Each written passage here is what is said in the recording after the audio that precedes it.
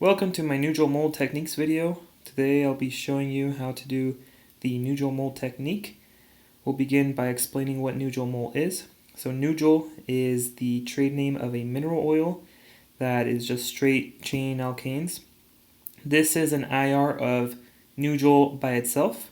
You'll notice that it just has some C to H peaks and some C to C peaks right here. Anything below 1,000 doesn't really matter. The reason why we use it is because they don't interfere with the functional group peaks that we're looking for. They don't interfere with like the OH groups or the carbonyl peaks.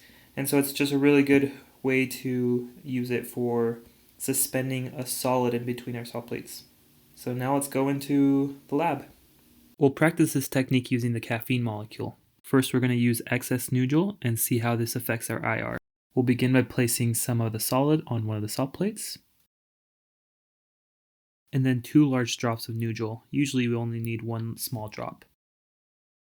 Now we'll cover it with the second salt plate. Now place the salt plates in the holder that is in the IR machine and obtain the spectrum.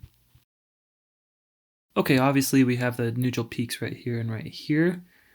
And we also have the caffeine carbonyl peaks, but they are kind of weak.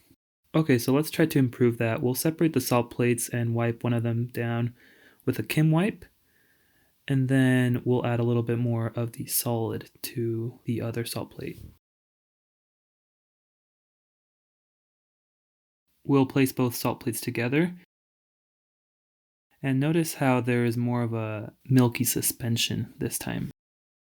We'll go through the same procedure to obtain another spectrum. Okay, maybe we added a little bit too much product because the transmittance is a little low, so let's try taking some off.